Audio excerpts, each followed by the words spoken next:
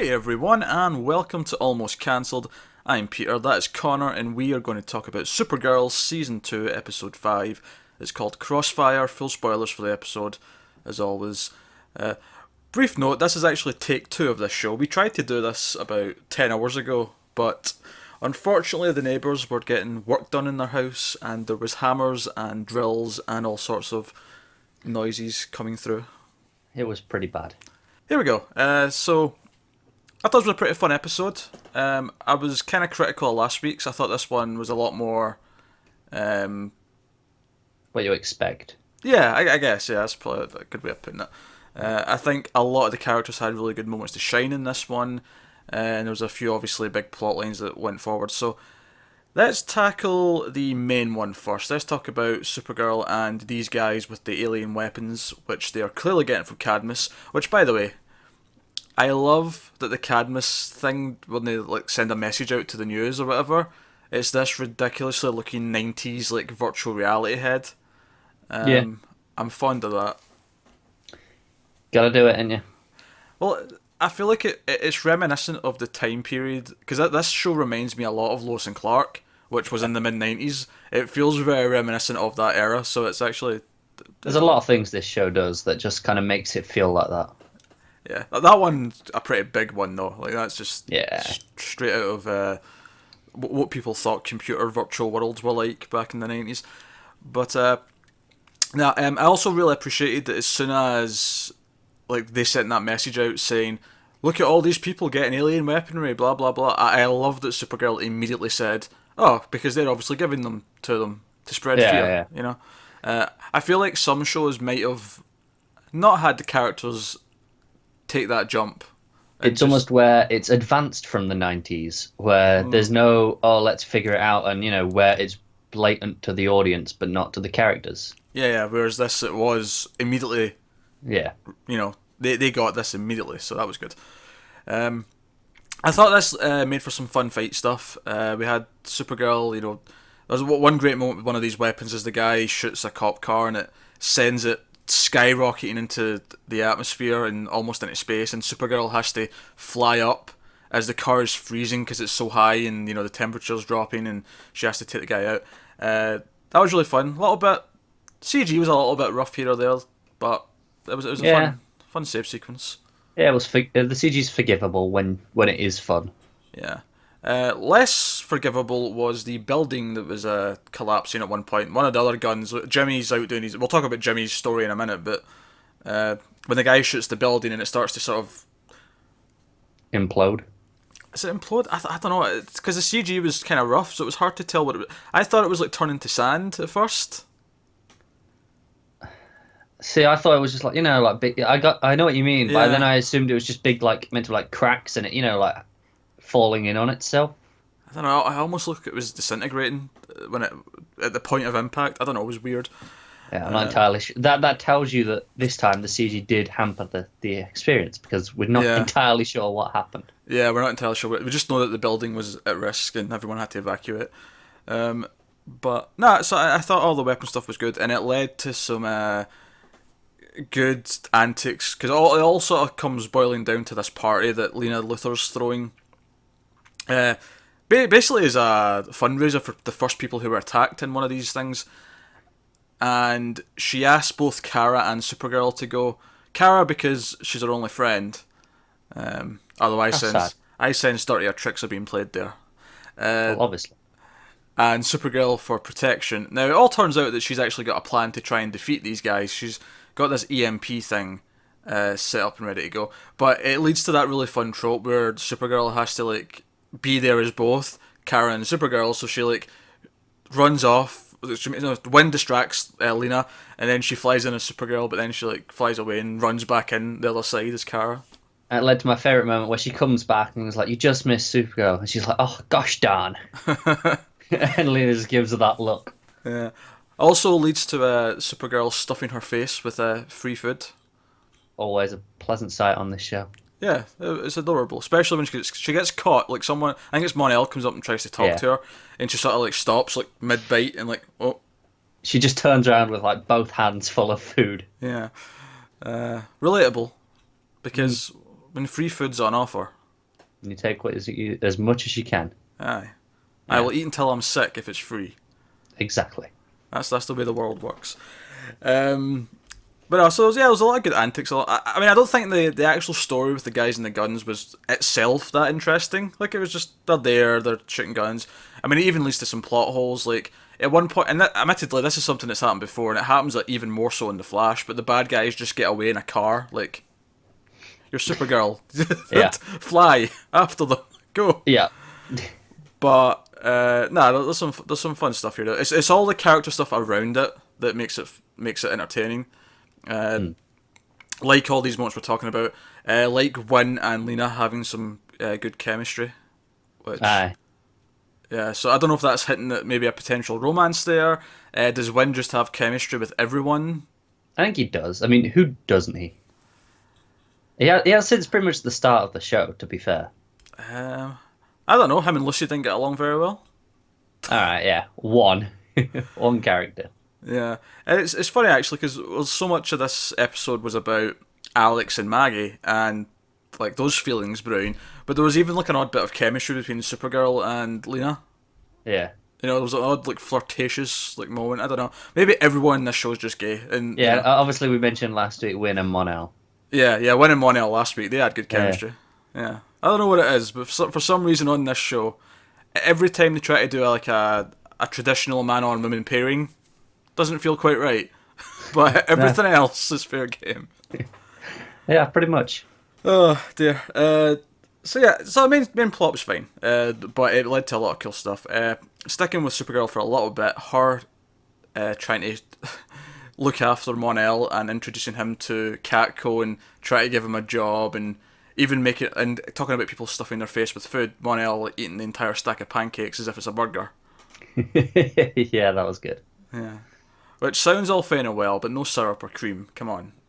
I think the thing is, pretty much everything Mon-El did in this was just fantastically funny.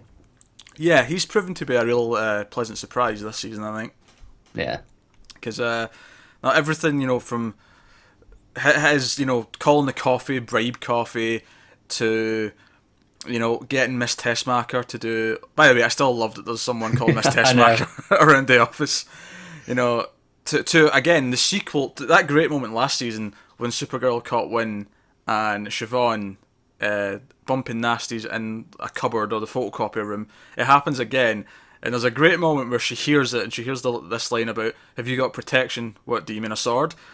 It cracked me up more than almost anything else this episode. I don't know. I think I love the actual when she opens the door and she backs away in horror. Was probably... It's where she knows what's going on and she still has that reaction. It's like she's worked up the courage to open the door, but when she sees it, she's like, "No, I wasn't prepared. I feel sick. I feel sick. Exactly it. I wasn't prepared." Oh dear. But no, this was a proper funny episode. There was a lot of good funny stuff, mainly from the main plot, from Win, Mon-El, Kara. Lots of stuff to make you smile in this episode. Yeah. What did not make me smile was a complete lack of J'onn J'onzz. Yeah, I was not feeling that, especially after last week's ending. I would have liked at least a little bit of a follow up, not a reveal again to the characters or anything, just something. I don't even need a follow up. It just felt weird them not being there when they're in the DEO. It's just I guess maybe you didn't have a plot for him, but it just feels weird that he wasn't standing there occasionally saying stuff. Yeah, I think I miss him far more than the episodes where we didn't have Jimmy. See, I'm wondering if, in an effort to save some money, they're occasionally going to have an episode where someone is just missing, just so that, we can pay one less episode for them. It's true, but so far it's been both the black guys. that is true. To be fair, maybe they're starting Walking Dead rules where you can only have one at a time. To be fair, Maggie wasn't in the first episode. She didn't get introduced to the second one, but she's also not white, so maybe that's something I should be bringing up. I don't know. I can see one missing. I mean, Kara's not going to miss an episode. Well, no. And Kat's been gone for 3 now. Yeah, but that was a given going in, so that one doesn't count. Win will miss an episode. I feel like he could have almost missed this one if it wasn't for a couple of things. Could have, but they're not going to do that to me because they know that would be wrong. Well, it's wrong not giving us J'onn. Well, yeah, that is also wrong. And I mean, Jimmy. This is the thing. They get one chance, and that's it. They've had it now, so they can't do it again. Yeah, I don't mind Jimmy being missing. Jimmy can be missing for several episodes if you want. And it's not that I even dislike Jimmy. He's just less interesting. He adds so little compared to everyone else that if someone's going to be missing, that's who it should be. But the funny thing is that's the entire reason why he's getting this plot, because even he himself as a character is like, I have nothing to contribute. I want to do something else. Even though it doesn't make a whole lot of sense. Now, I will say this. I didn't dislike the beginnings of his vigilante story as much as I thought. Mainly because because he had been missing for a couple of episodes for the most part, barring one or two little scenes, I was a little bit worried that we were just going to cut into this and he was going to come around the corner in full costume and he had been doing this for a month or something, Yeah. And then we'd have to explain how he got his outfit and how he's doing. At least doing it this way, I at least get some fun out of him trying to convince Wynn to help him and Wynn and him. Because him and Wynn actually do have good chemistry. Again, Wynn has chemistry with everyone. Does. So, and I did like Wynn kind of just call him on his shit. Yeah, that was good. He was bringing up everything I said, or everything I was thinking, and I don't buy. I still don't buy that he should be doing this by the end of the episode, but of course one has to agree because otherwise it doesn't go anywhere. So, which, if only, be so much better. Yeah, well, it could lead to some fun. I'll be honest though, it wouldn't surprise me if Jimmy ends up getting killed off by the end of the season. I'd be down for that. Partly because I feel like there is legitimately nothing to really do with him, so we're having this vigilante plot to give him something to do, and I don't feel like it's actually going to be... It doesn't feel like a permanent fix, does it? It doesn't. It feels like something he will try at and fail. Yeah.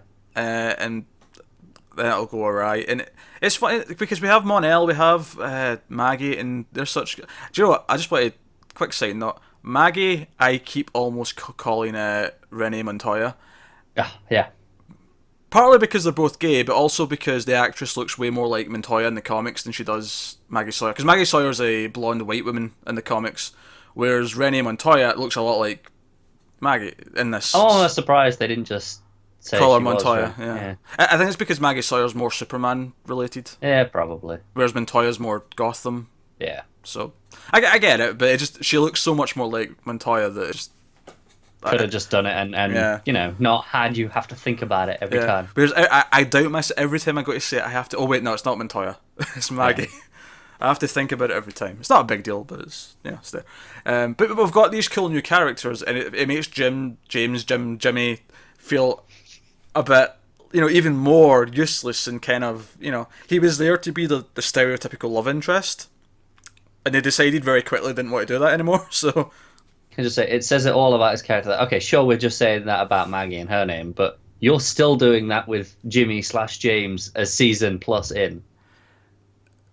Well, that's because they call him James in this, and he should be called Jimmy. Yeah.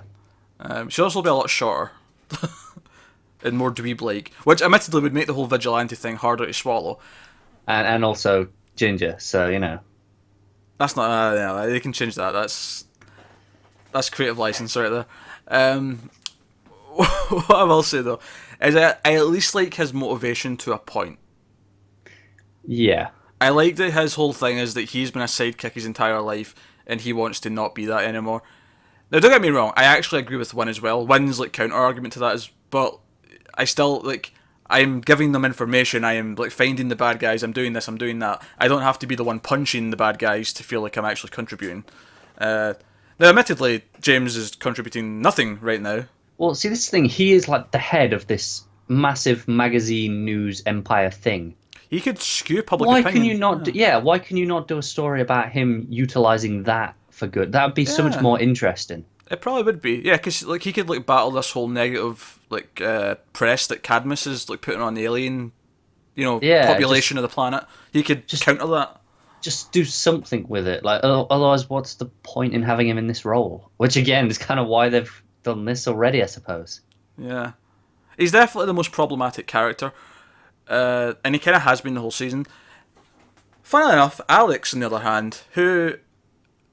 Well, I don't think it was ever problematic, but I wasn't super into her early season 1. But she grew on me as the season went on. I feel like they're doing a lot better things with her this season. because obviously her story in this episode, and it has been for the last few, which I appreciate. I appreciate that her building to accepting that she might be gay is not just a one episode thing. In fact, one of the things I really loved about this episode is obviously Maggie brings it up to her that she thinks she's asking her out, and then Alex gets, oh wait, well I'm not that. But then she almost comes out to Kara, which was a fun scene. Donuts were involved. Finally, first donuts of the season. Don't think we didn't notice.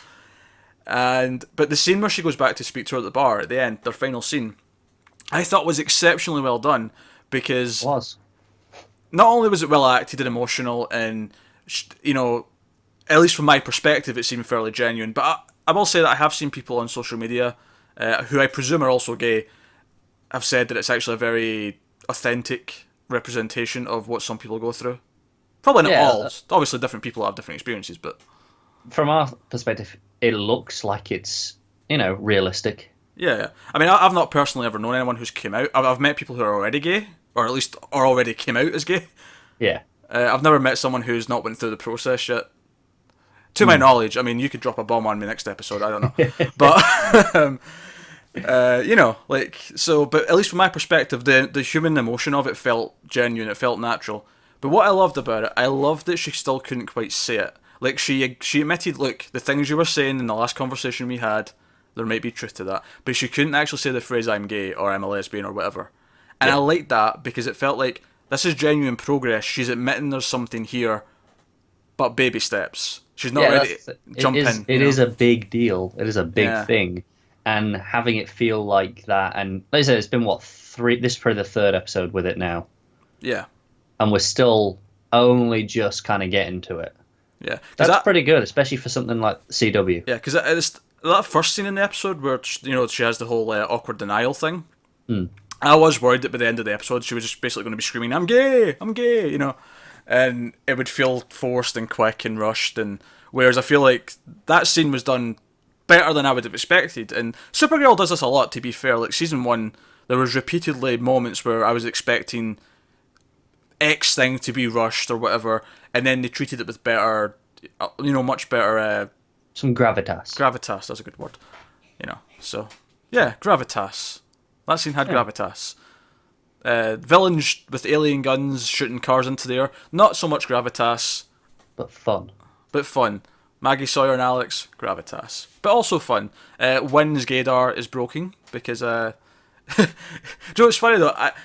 As much as I get ones and that's because obviously Alex is talking about Maggie in the breakup, and Wynn says, "Oh, you shouldn't interfere." You did with Kara. Now that's different. I was into Kara. It's not like you're into this Maggie person. And then it just cuts to her, that look on her face. Yeah, she's just smirking. Do you know what I love about that though? Is that Wynn's very relatable. I think as to a pair of nerds like us, Wynn is a very relatable character. But I feel like if I was him, after I said that line, I would have been like, "Or are you?" That would have been my next sentence. But hey, I think the thing is, Wynn's oblivious. I feel like on this show, I often feel like Wynn is very similar to Cisco on The Flash, and that is something I feel like Cisco would have added on the end. Yeah, that's true. Yeah, I can see it. But no, I think their relationship's been dealt with very well. So yeah. And that scene was surprisingly emotional. That was probably the most emotional weight that the episode had. No, definitely. Yeah. Supergirl goes to see Lena one last time, just as a kind of wrap up to the events of the party in the episode. And Lena has a nice line. Who would have thought a Luthor and a Super working together? Which is funny. Even though I would refer to them occasionally as a Super, I don't think I've ever heard someone actually in context, in universe, say a Super to refer to either Superman or Supergirl. But yeah, so she flies off, and the woman, Cadmus Lady, who I will no longer be calling Cadmus Lady after this, walks in, and as soon as she walked in, I got it. I was like, oh right, okay, this is an obvious way to go. Yeah, this makes sense.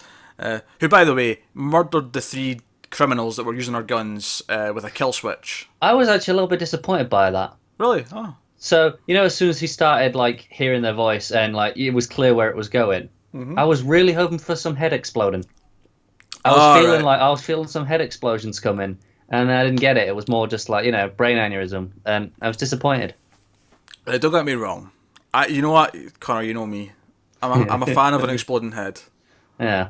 Nothing cheers me up more than a head going pop. Exactly. But they want to save some money, just have an aneurysm. I get it. I get it, but there was just a little bit of mild disappointment as I was watching it. I was, I was really hoping for a bit of a splat there. Yeah, well. So yeah, Cadmus Lady is in fact the mother of Lena Luthor. Now, probably this is Lilith Luthor. And of course her name begins with an L, because of course it does, because the entire family's obsessed with having the initials LL. However, one thing did occur to me actually earlier, is that Lena was adopted, so there is a small chance that it's actually her natural mother instead. I don't think it is. I feel like it makes more sense to go with Lilith Luthor, but yeah, it's a fair point, but it doesn't make much sense.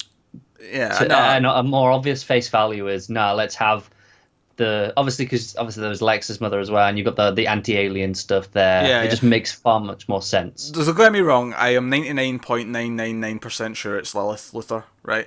It's just because they never actually said that. She just called her mum, and we know she's adopted. I'm just pointing out that the possibility is technically there for that to be a thing.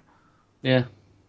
But I think it makes her more interesting. Don't get me wrong, she's not suddenly the best villain ever, but it makes it a little bit more interesting than just random leader of Cadmus. Yeah, having some attachment to people we already know helps.